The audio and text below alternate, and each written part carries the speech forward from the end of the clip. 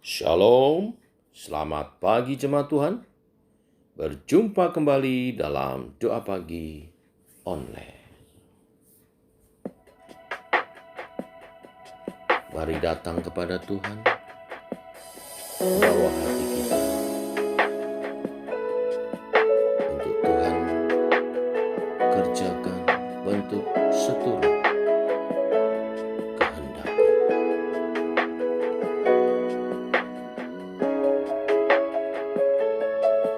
Pujilah aku Tuhan,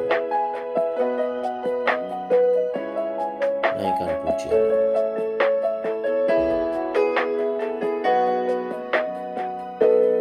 Pujilah aku Tuhan, cobalah aku Tuhan, selidiki batinku dan hatiku, mataku tertuju padamu. Aku cinta padamu Tuhan, aku rindu hadirat-Mu Tuhan, aku ingin selalu dekat padamu, menikmati kehadirat-Mu. Ku nyanyi Hosana bagi Rajaku yang duduk di tahta. Aku muliakan dan ku agungkan, Kau layak disembah. Ku nyanyi Hosana bagi Rajaku yang duduk di tahta. Aku muliakan dan ku agungkan, Kau layak disembah.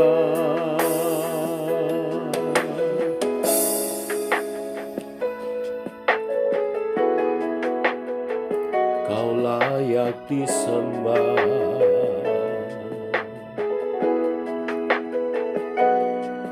Dengan segenap hati, segenap jiwa, segenap kekuatanku, pujilah aku Tuhan, cobalah aku Tuhan, selidiki batinku dan hatiku, mataku tertuju padamu. Aku cinta padamu Tuhan, aku rindu hadirat-Mu Tuhan, aku ingin selalu dekat padamu, menikmati kehadiran-Mu. Ku nyanyi Hosana bagi Rajaku yang duduk di tahta. Aku muliakan dan ku agungkan, Kau layak disembah. Ku nyanyi Hosana bagi Rajaku yang duduk di tahta. Aku muliakan dan ku agungkan, Kau layak disembah. Kau layak lagi sembah.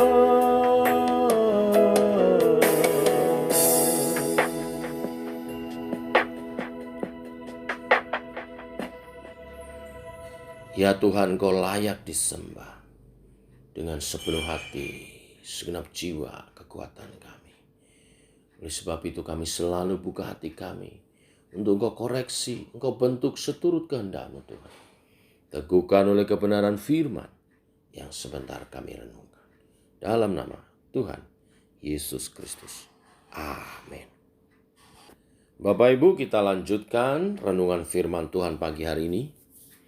Kisah Para Rasul 6 ayat 8 sampai dengan yang ke-15. Judul perikop, tuduhan terhadap Stefanus. Demikian firman Tuhan.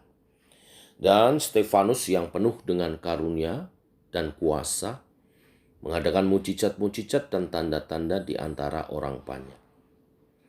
Tetapi tampillah beberapa orang dari jemaat Yahudi yang disebut jemaat orang Libertini. Anggota-anggota jemaat itu adalah orang-orang dari Kirene dan dari Alexandria, bersama dengan beberapa orang Yahudi dari Kilikia dan dari Asia. Orang-orang itu bersoal jawab dengan Stefanus, tetapi mereka tidak sanggup melawan hikmatnya dan roh yang mendorong dia berbicara. Lalu mereka menghasut beberapa orang untuk mengatakan, "Kami telah mendengar dia mengucapkan kata-kata hujat terhadap Musa dan Allah." Dengan jalan demikian mereka mengadakan suatu gerakan di antara orang banyak, serta tua-tua dan ahli-ahli Taurat. Mereka menyergap Stefanus, menyeretnya, dan membawanya ke hadapan mahkamah agama. Lalu mereka memajukan saksi-saksi palsu yang berkata, "Orang ini terus-menerus mengucapkan perkataan yang menghina tempat kudus ini dan hukum Taurat. Sebab kami telah mendengar dia mengatakan bahwa Yesus, orang Nazaret itu, akan merubuhkan tempat ini dan mengubah adat istiadat yang diwariskan oleh Musa kepada kita." Semua orang yang duduk dalam sidang mahkamah agama itu menatap Stefanus, lalu mereka melihat muka Stefanus sama seperti muka seorang malaikat. Bapak Ibu, kisah Stefanus merupakan contoh nyata bahwa seorang yang dikenal sebagai orang yang saleh, yang dipenuhi Roh Kudus, dan memiliki karunia untuk melakukan mujizat, dapat mengalami hal yang buruk, bahkan terkesan kalah. Stefanus bukan hanya melakukan banyak tanda ajaib, tetapi juga sangat berhikmat. Hal ini tampak saat Stefanus berdebat dengan beberapa anggota jemaat Libertini, orang Yahudi dari Kilikia dan Asia, di ayat 9 yang kita baca tadi. Dalam debat tersebut, mereka kalah berargumentasi dengan Stefanus.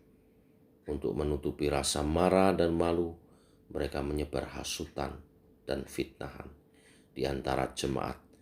Bahkan Stefanus dituduh telah menghujat Musa dan Allah. Bersama dengan para tua-tua dan ahli Taurat, mereka menuding Stefanus telah melakukan penodaan agama. Itulah sebabnya Stefanus diseret ke mahkamah agama untuk diadili.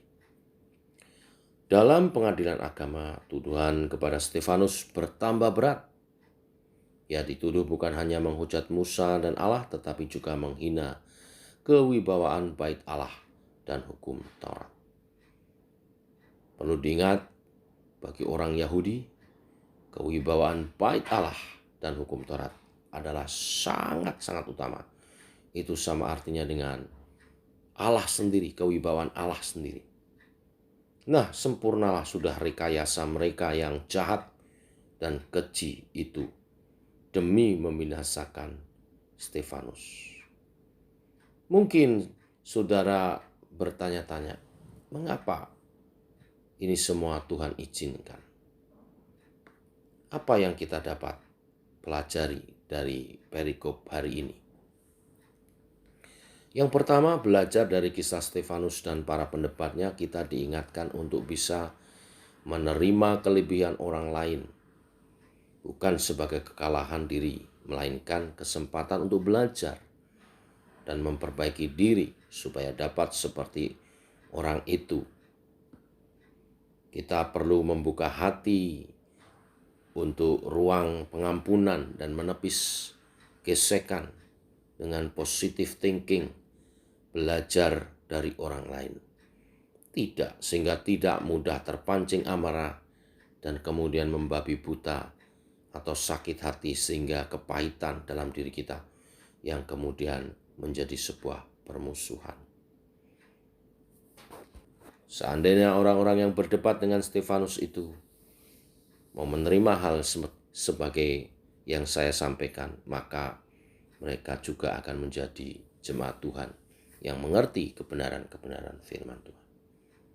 Yang kedua, kita perlu berhati-hati bahwa pada kenyataannya ada orang atau kelompok tertentu, baik di dalam atau di luar gereja, yang cenderung untuk mencari-cari alasan atas nama agama, aturan, dan adat istiadat bergereja, ingin menjatuhkan dan menyudutkan orang-orang yang seperti Stefanus memegang kebenaran. Orang-orang yang demikian mempolitisir agama, mempolitisir hidup bergereja sedemikian rupa, hingga menghalalkan fitnah yang kemudian membunuh karakter seseorang dan kemudian label dengan penyesat dan sebagainya. Sehingga orang-orang yang berkualitas seperti Stefanus justru dibinasakan. Tetapi tidak hanya itu, yang ketiga, kita perlu mengetahui bahwa dalam tugas pemberitaan Injil kita, jangan takut tentang apa yang harus kita hadapi. Roh Kudus akan menyertai dan menolong kita, sehingga kita tidak dibiarkan untuk kalah. Memang di pemandangan mata manusia, Stefanus sepertinya kalah dan kemudian dijatuhi hukuman mati. Tetapi Alkitab mencatat bahwa dia telah menunaikan tugasnya sampai akhir hidupnya. Inilah yang kemudian kita memahaminya sebagai martir. Seorang martir adalah karunia dari Tuhan. Stefanus mati karena terpilih sebagai martir, dan dia dimampukan menjalani itu untuk mengingatkan dan mengajari setiap kita mengikut Yesus setia sampai akhir. Bahkan sampai menyambut ajalnya pun Stefanus memberkati orang-orang yang melempari dia dengan batu nantinya, melepaskan pengampunan. Dan itu sama seperti apa yang Yesus lakukan ketika menebus dosa kita. Demikian berita firman hari ini. Tuhan memberkati. Amin. Bapa, kami mengucap syukur untuk hari yang baru, hari yang limpah dengan berkat-Mu Tuhan. Pagi hari ini kami membaca kisah Stefanus. Hati kami bergetar karena bagi seorang yang penuh dengan Roh Kudus, penuh hikmat dan karunia-karunia pun menghadapi tantangan yang begitu mengerikan, bahkan penderitaan sampai mati. Tetapi syukur kepada Tuhan karena kami melihat contoh hidup yang mulia, yang setia, yang imannya kokoh dan teguh, yang menyelesaikan tugas panggilannya dengan penuh keberanian. Ajar kami belajar dari kisah Stefanus ini untuk setia kepada Tuhan, tetapi juga belajar untuk waspada, karena ternyata di sekitar kami pun ada orang-orang yang dipakai oleh setan untuk menjatuhkan anak-anak Tuhan yang tulus seperti Stefanus.